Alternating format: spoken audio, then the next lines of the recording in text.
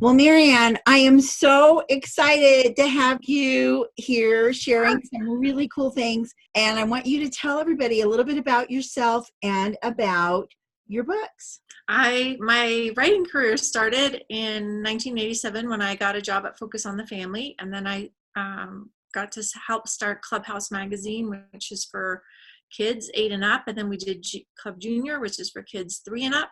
And so I was immersed in children's literature, and then around 2010, fast forward a couple of years, we started a book line connected to Adventures in Odyssey called the Imagination Station. And basically, they have just done really well over the last 10 years, and we're at 1 million cumulative sales. Tell me the age group that you are writing the Imagination Station books for.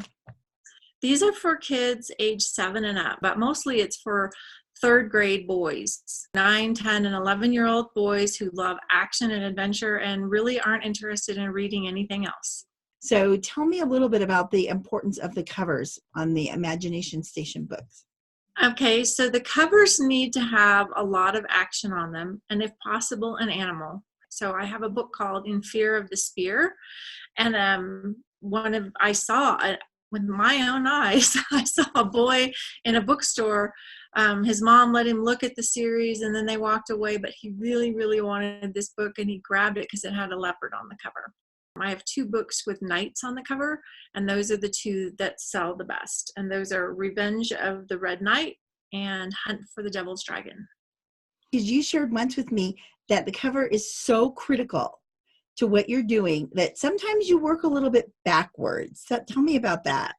Well, I knew that natural disasters were a big draw for kids, tsunamis, volcanoes. So I went looking and reading about natural disasters, trying to find one that had a Christian angle. And finally I did. The Great Kanto earthquake of 1920 in Japan had a tsunami, and then the whole city burned down, and it was a legitimate inferno. And I found a Christian missionary worker who was there doing the relief efforts. And so I was able to tell that story, get my inferno on the cover, and then also have a Christian message. So you're really drawing the kids in, and particularly your boy readers, with something that shows action and danger and different things. And then you're really able to come in, once you kind of have grabbed their attention, really come in with, a powerful story, a true story that happened in history that really is going to share Christian values with them. I would say it's 2/3 action, 1/3 message.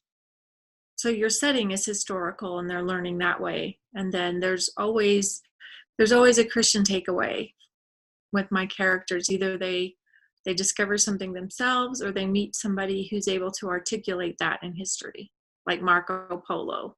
I came in and zoomed in on the day that Marco Polo and his uncle and friend shared the gospel with Kublai Khan.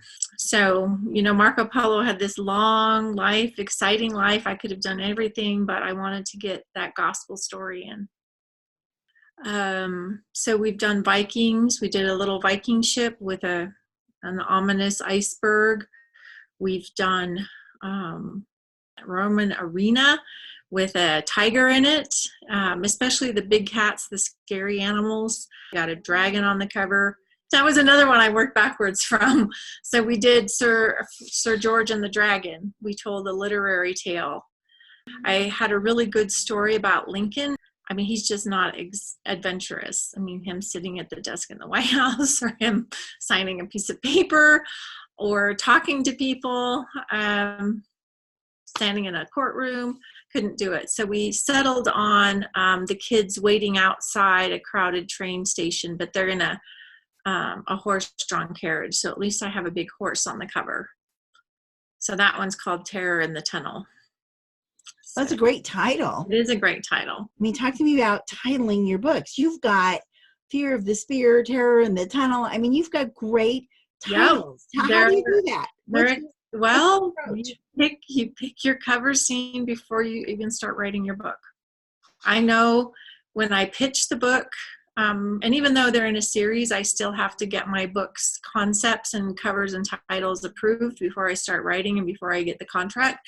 So it's very important, and everybody has to have a universal love for that cover. One of the more tough ones was when I did Tesla. And we had a nice image because he was trying to build a helicopter. So we had the kids in a helicopter, kind of precariously.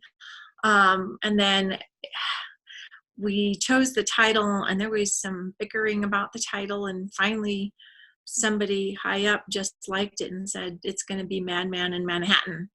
So, because Tesla's a scientist, but science is interesting to some boys, but not all. But a madman, now there you go. You want to read about a madman, and Tesla certainly fit the criteria. He was a big thinker, a crazy thinker, and we were able to capture that with the title.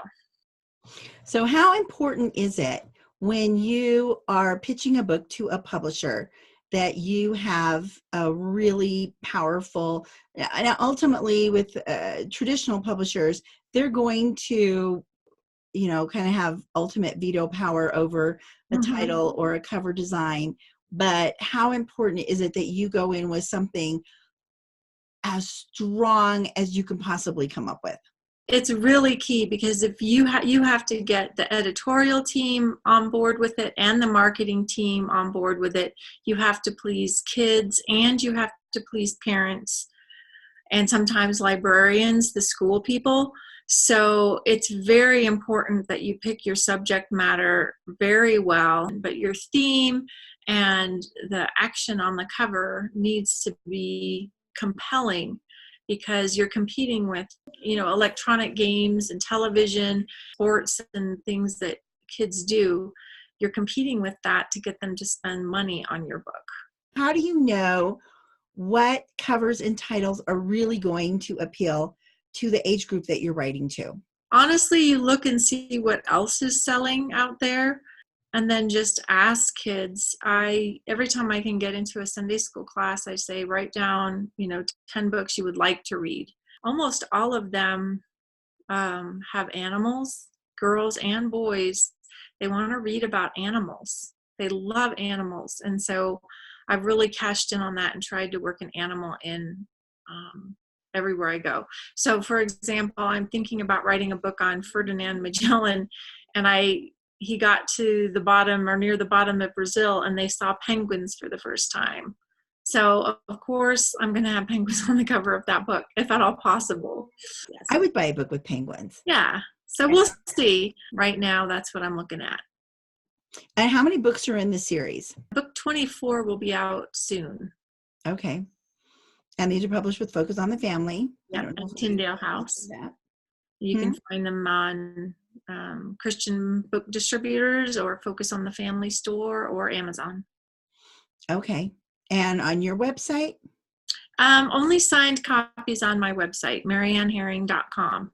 If you want me to address a book to your kid or write a Bible verse, happy to do that. It takes about a week. Oh, how fun. I mean, as a kid, think about that. They get a signed book, a book that is signed to them from the author. I mean, if you want to encourage your kids to love reading and love books and get into it, I mean, that in itself, that would go a long way. I love that.